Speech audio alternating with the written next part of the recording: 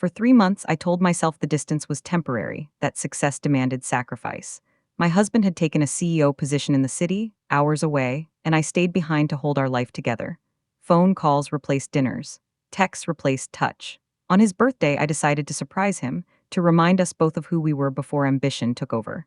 Standing in the lobby of his office building, I felt nervous but proud. Then a security guard stopped me, pointing to a sign that read, "Authorized personnel only." I smiled and explained who I was. He didn't smile back. Instead, he laughed and said he saw the CEO's wife every single day. When he pointed across the room, the air left my lungs. In that instant, everything I believed about my marriage cracked apart. My name is Claire Whitmore, and I am 42 years old. When my husband told me he had been offered a CEO position, I smiled before I fully understood what it meant.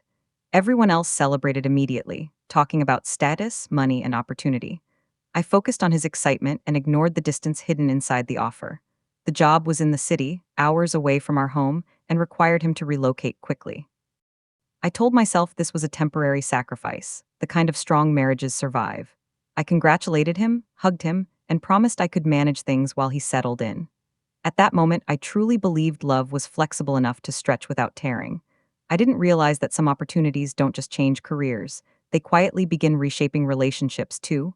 Once he moved, the house felt larger and emptier at the same time. She adjusted to sleeping alone, cooking for one, and filling silence with routine. At first, the separation felt manageable. There was an end date in mind, or at least the illusion of one. She reminded herself this arrangement had a purpose. Friends praised her for being understanding, calling her supportive and patient. She held on to those words when nights felt longer than they should. Living apart became the new normal faster than expected. Without realizing it, she began reorganizing her life around absence, convincing herself that missing someone was proof that love was still intact. Their conversations shifted from natural to scheduled. Calls were squeezed between meetings and deadlines, often rushed and distracted. She listened carefully, searching for warmth between updates about work. Some nights the calls were missed entirely, explained away by late meetings or exhaustion. She told herself it was temporary pressure, nothing more. Hearing his voice used to comfort her. Now it reminded her of everything that wasn't being shared anymore. She stopped bringing up small details about her day, sensing he wasn't fully listening. Slowly, words replaced touch, and even those words began to feel thinner. Communication existed, but connection felt increasingly fragile. While he focused on building his new role, she handled everything else. Bills, repairs, family obligations, none of it paused just because he was gone. She carried responsibilities quietly, believing partnership meant balance over time, not daily equality. When something went wrong, she solved it herself instead of calling him. She didn't want to add pressure to his already full plate. That independence, once empowering, slowly turned isolating. She missed being asked how she was coping. Still, she kept things running smoothly, convinced that stability at home was her contribution to his success. What she didn't realize was how invisible her effort had become. As weeks passed, she noticed subtle changes in how they spoke to each other. Conversations felt more formal, less intimate. Laughter faded. Shared memories were replaced by work stories she couldn't fully relate to. She blamed distance, stress, and time. It was easier than questioning my intentions. She reassured herself that emotional closeness would return once life slowed down. But something inside her felt unsettled. The connection she once felt without effort now required concentration. Emotional distance doesn't announce itself loudly. It grows quietly, filling the space where trust once rested. She sensed it but chose not to name it. As his birthday approached, she felt a mix of sadness and determination. Celebrating apart didn't feel right. She wanted to remind him of home, of them. She planned quietly, imagining his surprise and the smile she missed seeing in person. Buying the gift made her hopeful again. It felt like reclaiming a piece of their relationship. She told no one about her plan, wanting the moment to be just theirs. In her mind, the visit would bridge the distance, even if only briefly. She believed effort still mattered. She didn't know that surprises can reveal truths we aren't prepared to face. The decision came suddenly, but it felt right. She booked the trip, packed carefully, and rehearsed how she would surprise him. Nervous excitement replaced doubt. She imagined his reaction, convinced it would bring them closer again.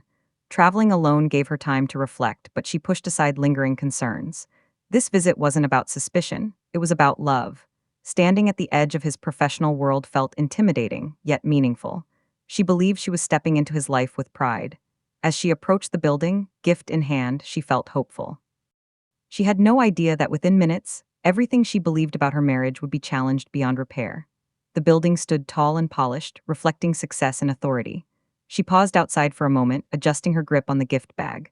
This was his world now: glass walls, security desks, quiet confidence. Employees moved with purpose, dressed sharply, barely noticing her. She felt slightly out of place but reassured herself she belonged there too. After all, she wasn't a stranger. Walking through the revolving doors, she inhaled deeply, steadying her nerves. The lobby felt colder than expected, both in temperature and atmosphere. This wasn't home. Still, she smiled, imagining his reaction upstairs. The visit was meant to be joyful, a reminder of their bond. She stepped forward, unaware that this building would become the place where certainty unraveled. Before she reached the elevators, a firm voice stopped her. A security guard stepped forward, polite but unmoving. He gestured toward the sign behind the desk, authorized personnel only. The words felt heavier than they should have. She explained she was there to see her husband, confident it would clear everything up. The guard listened, expression neutral, eyes scanning her face as if searching for confirmation. He asked for identification, then shook his head slightly. There was no hostility, only procedure. Still, embarrassment crept in. She wasn't used to being questioned like this. She laughed softly, trying to ease the moment, certain it was a simple misunderstanding. She didn't yet understand that this wasn't a delay, it was a barrier. She straightened her posture and spoke clearly, stating she was the CEO's wife. Saying it aloud felt grounding, like reclaiming her place. This wasn't a lie or exaggeration, it was a fact she had lived for years. She expected the guard's tone to change, perhaps an apology or quick call upstairs. Instead, he looked confused. His eyebrows lifted slightly, not in recognition but disbelief. The pause stretched longer than it should have. She repeated herself, slower this time, assuming he hadn't heard correctly. The confidence she carried moments earlier began to waver. Something about his reaction felt wrong. This wasn't how misunderstandings were resolved. The certainty she brought into the building suddenly felt fragile, as if it depended on someone else believing it. The guard let out a short laugh, the kind meant to dismiss, not insult. He shook his head and said she must be mistaken. The words hit harder than expected. He explained casually that he saw the CEO's wife every single day. His tone wasn't cruel, it was matter of fact. That was what made it unsettling. She felt heat rise in her face as confusion replaced confidence. Surely he was wrong. Guards didn't know personal details like that. She opened her mouth to correct him, but doubt crept in. He wasn't accusing her of lying. He genuinely believed she wasn't who she claimed to be. That distinction made it worse. Reality didn't crack all at once. It bent slowly under the weight of his certainty. Without waiting for a response, the guard gestured toward the elevators. His voice lowered slightly as he pointed someone out across the lobby. "There she is now," he said. She followed his gaze instinctively. Time seemed to slow as her eyes landed on a woman walking confidently beside her husband.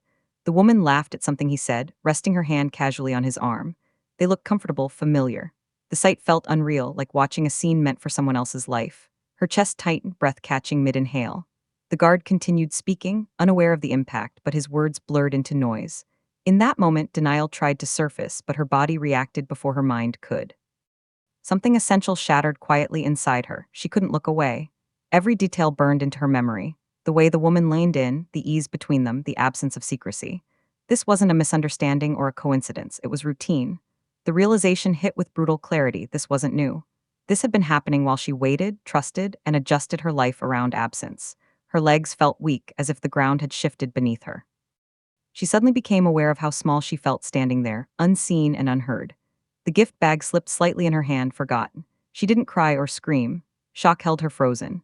The life she believed she was supporting was unfolding openly in front of her without her in it. The world narrowed to soundless fragments, moving mouths, passing footsteps, distant elevator chimes. She stepped back, needing space, air, anything to anchor herself. Her thoughts raced, then stopped altogether. There was no explanation that made this survivable at the moment. Years of trust collapsed into a single image she couldn't erase. She felt exposed, humiliated, and invisible all at once. This wasn't just betrayal, it was replacement. The pain wasn't loud, it was hollow, echoing through her chest. She left the building without anyone noticing, blending into the crowd outside. The surprise she planned never reached its destination. Instead, she carried something far heavier with her. The truth, unwrapped and impossible to return. She didn't rush away from the area completely. Instead, she sat across the street, watching the building from a distance. People came and went, laughing, checking phones, living normal lives while her world felt paused. She needed time to breathe, to steady herself before reacting. Her instincts told her not to confront anyone yet. Emotion would only cloud what she had just seen. Quiet observation felt safer than questions. She replayed the scene again and again, trying to convince herself there was another explanation. None fit. The calm between her husband and the woman hadn't been rehearsed. It was natural, familiar. That realization hurt more than anger ever could. Remaining unseen gave her control, even as everything inside her felt unsteady. When they left the building together, she followed far enough back to remain unnoticed. She wasn't proud of it, but she needed answers more than dignity at that moment. They walked easily side by side, talking without tension. There was no secrecy, no hesitation. She watched them enter a nearby cafe like it was part of a daily routine. From across the street, she observed how staff greeted them warmly. This wasn't an occasional meeting, it was a pattern. Each step she took behind them felt heavier than the last, but stopping now felt impossible. Following from a distance wasn't about spying, it was about confirming whether what she feared was real or imagined. With every minute denial lost ground, she stayed long enough to understand the rhythm of their lives. The cafe visit, the shared laughter, the casual gestures, everything suggested repetition. This wasn't a secret affair squeezed between obligations. It was structured, planned, and comfortably public. She noticed how easily schedules aligned, how neither seemed rushed. That ease told her more than words ever could. A routine like this takes time to build. It requires intention. Standing there, she realized how many days, weeks, and months this must have taken. While she counted phone calls and waited for visits, another life had been unfolding uninterrupted. The confirmation settled quietly, like a final piece clicking into place. What she witnessed wasn't new behavior, it was an established habit. As they moved through the afternoon together, details began to surface that felt impossible to ignore. They shared keys, inside jokes, and unspoken understanding. When they entered a nearby apartment building, she didn't follow, but she didn't need to. The implication was clear. This wasn't just emotional closeness, it was a shared life. Furniture, meals, mornings, routines, things she once believed belonged to her marriage alone. The realization was suffocating. What hurt most wasn't just betrayal, but displacement. She hadn't been cheated on in secret, she had been replaced in plain sight. The distance she endured hadn't created space, it had created opportunity. Seeing that truth forced her to confront how completely her role had been erased. Later, with trembling hands, she took out her phone. From afar, she captured what she could, nothing dramatic, just undeniable. Them together, comfortable, intimate without trying to hide it. These weren't photos meant for revenge, they were anchors to reality. Proof for herself in case doubt tried to rewrite the moment later. Each image felt heavy, like carrying pieces of a truth she never asked to uncover. She didn't post them or send them to anyone. This wasn't about exposure yet, it was about certainty. Having proof meant she couldn't be gaslit later. What she saw couldn't be denied or softened. The images confirmed what her heart already knew. This betrayal had depth, history, and permanence.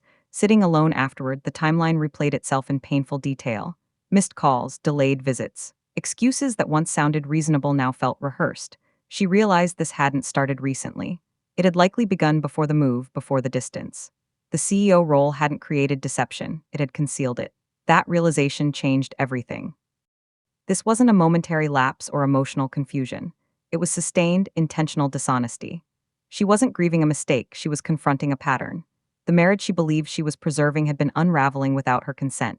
Understanding the length of the deception was devastating, but it also sharpened her clarity. What had ended wasn't just trust, it was the illusion she had been living in. Every instinct screamed for confrontation, for answers, apologies, explanations.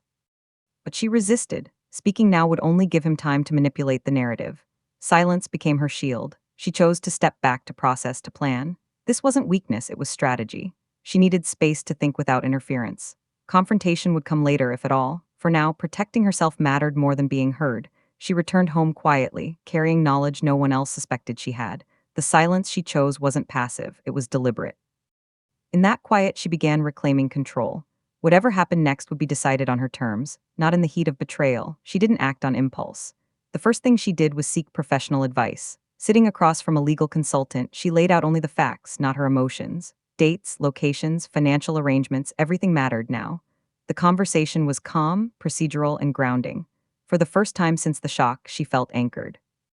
The law spoke clearly where feelings had become unreliable. She learned what her rights were, what options existed, and what silence could protect. Nothing needed to happen immediately. That reassurance alone brought relief. This wasn't about revenge or drama. It was about safeguarding herself before anyone else sensed what she knew. Walking out of that office, she felt steadier. Knowledge didn't erase pain, but it gave her direction. Back home, she began reviewing finances she had trusted without question for years. Bank statements, shared accounts, and expense histories told a story she had never read closely before. Patterns emerged slowly but clearly. Certain transactions didn't align with business travel explanations she had accepted. Expenses clustered around the city, consistent and deliberate. This wasn't sloppy, it was planned. As she organized the information, shock gave way to focus. She wasn't angry, she was methodical. Every number confirmed what her instincts had already warned her about. This review wasn't about money alone. It was about understanding how deeply her trust had been misused. By the end, she had clarity, and clarity brought a quiet sense of power she hadn't felt since the discovery. Digging deeper revealed more than she expected. Accounts she hadn't been aware of. Assets quietly maintained beyond their shared life. None of it was illegal, but it was intentionally hidden. That realization stung more than the betrayal itself. It meant deception had been layered, careful, and long-term. She documented everything without reacting emotionally. Each discovery reinforced the same truth: she had been excluded by design. This wasn't forgetfulness or oversight, it was separation disguised as partnership. She resisted the urge to confront immediately. Exposing what she knew too soon would only allow damage control on his side. Instead, she saved copies, organized files, and protected herself. Truth, she realized, becomes most powerful when handled patiently. She treated the process like assembling a record, not a weapon. Every document was labeled, dated, and stored securely. Emails, statements, photos, nothing dramatic, just undeniable consistency. This wasn't about building a case for court alone, it was about preventing denial later. She knew how easily reality could be twisted once confrontation began. Preparation mattered more than confrontation. Organizing the truth gave her control over it. She no longer felt overwhelmed by what she knew. Instead, she felt ready.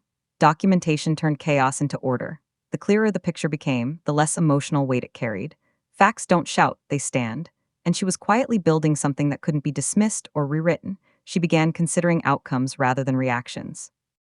What would change? What would remain? She thought carefully about boundaries, finances, and independence. Consequences didn't have to be loud to be effective. They had to be fair and irreversible. She didn't want drama. She wanted resolution. Each option was weighed calmly, without rushing. The goal wasn't punishment, it was protection. She prepared herself for the emotional aftermath as well, knowing clarity would still hurt. But preparation softened fear. She was no longer reacting to betrayal, she was designing her future. That shift made all the difference. For the first time, she wasn't asking what went wrong. She was deciding what came next. Once everything was clear, the plan formed naturally. It wasn't complicated. It didn't rely on confrontation or public exposure. It relied on timing. She decided when to speak, when to stay silent, and when to step back completely. Control came from restraint. She rehearsed nothing aloud, trusting preparation over emotion. The plan respected her dignity above all else. No begging, no explanation, just truth revealed when it could no longer be denied. Having a plan brought unexpected calm. Chaos had turned into sequence. Uncertainty had turned into intention. Whatever followed would not catch her unprepared. That certainty allowed her to sleep for the first time since the day her world shattered. She didn't force exposure. She allowed reality to unfold on its own terms. When questions were asked, she answered honestly, no more, no less. When silence was better, she kept it. The truth didn't need embellishment. It existed clearly enough on its own. Eventually, inconsistencies became visible to others without her intervention. What was hidden began to surface naturally, without accusation or spectacle. That was intentional. Letting the truth rise quietly protected her from being framed as emotional or reactive. She stayed composed, grounded, and steady. Watching reality correct itself was painful, but validating. The truth didn't explode, it settled. And in that settling, her role shifted from victim to someone firmly in control of her own story. If you want to see how this all unfolds and what she chooses next, stay with the story and subscribe, because what follows changes everything in ways no one expects. The confrontation didn't happen in anger. It was planned, calm, and unavoidable. She chose a neutral setting and spoke only after everything was clear. There were no accusations, no raised voices, just facts delivered steadily. She laid out what she knew and how long she had known it. Each sentence removed another excuse. He tried to interrupt, to explain, to soften the truth, but she didn't allow the conversation to drift. This wasn't about hearing apologies, it was about being heard. Her composure unsettled him more than shouting ever could. By the end, there was nothing left to deny. Control didn't come from dominance, it came from clarity. And she held it firmly. The truth didn't stay private for long. Office routines, social circles, and professional spaces had already begun to notice inconsistencies. When questions arose, she didn't protect him anymore. She didn't exaggerate or seek sympathy, she simply stopped covering. Facts surfaced naturally, conversations shifted, and whispers turned into awareness. His carefully built image began to fracture under scrutiny. This wasn't humiliation orchestrated by her, it was consequence catching up. The role he played at work no longer aligned with the man he was in private. Watching that separation become visible was painful, but necessary. Exposure wasn't revenge, it was reality refusing to stay hidden. Respect he enjoyed began to erode, not because of gossip, but because truth no longer had a reason to stay silent. She hadn't expected the other woman to be completely unaware. When the truth reached her, it came without drama or confrontation. Documents, timelines, and undeniable facts made the situation impossible to dismiss. What was once confidence turned into shock. The version of the relationship she believed in unraveled quickly. Promises lost credibility. Assurances fell apart. Realizing she wasn't special, but convenient, hit hard. She had stepped into a life built on omission. There was no satisfaction in witnessing this realization, only confirmation. Deception had damaged more than one person. Lies don't stay contained, they spread. And when they surface, they leave everyone standing in the same uncomfortable clarity, forced to face what was never as exclusive as it seemed. The balance shifted quietly but decisively. She no longer reacted to his moods or explanations. Decisions were made independently, without seeking approval. That change altered every interaction. Where he once assumed control, he now faced distance. Where he expected forgiveness, he met boundaries. Power didn't shift through confrontation, it shifted through detachment. She stopped negotiating her worth. That absence of emotional access unsettled him more than anger ever had. The dynamic they once shared no longer existed. He wasn't the center of her decisions anymore. She had stepped out of the role she was expected to play, and that absence reshaped everything. Control returned to where it had always belonged, with the person willing to walk away. Leaving wasn't dramatic, it was deliberate. She chose what to take, what to leave behind, and what to close permanently. Walking away didn't feel like loss, it felt like release. She wasn't abandoning her life, she was reclaiming it. The empowerment came not from starting over, but from refusing to stay diminished. Each step forward was intentional. She didn't look back for validation or regret. The strength she carried wasn't loud or visible to others, but it was undeniable to her. Walking away wasn't a failure. It was proof that she no longer measured her worth by someone else's choices. Independence wasn't forced on her, it was chosen. Life after separation was quieter, but fuller. She built routines around her own needs instead of compromise. Time felt different, unrushed, intentional. She rediscovered parts of herself that had been postponed for years. Independence didn't mean isolation. It meant freedom from constant adjustment. She made decisions without explanation and plans without apology. Financial clarity, emotional space, and self-trust became her new foundation. There was grief, but it no longer controlled her days. Healing didn't arrive suddenly, it unfolded steadily. Each small choice reinforced her autonomy. This new life wasn't about proving anything to anyone. It was about living honestly without shrinking to fit someone else's narrative. Closure didn't come from apologies or justice served publicly. It came from acceptance. She acknowledged what had been lost without letting it define her future. There was no need to punish or retaliate. Walking away intact was enough. The anger softened into understanding, not of his actions, but of her own resilience. She stopped revisiting the past, no longer needing it to make sense. Peace replaced the need for answers. The story didn't end with triumph or defeat. It ended with balance. She moved forward without carrying bitterness, knowing she had chosen herself when it mattered most. Emotional closure wasn't loud or dramatic. It was quiet, steady, and permanent, and that made it powerful.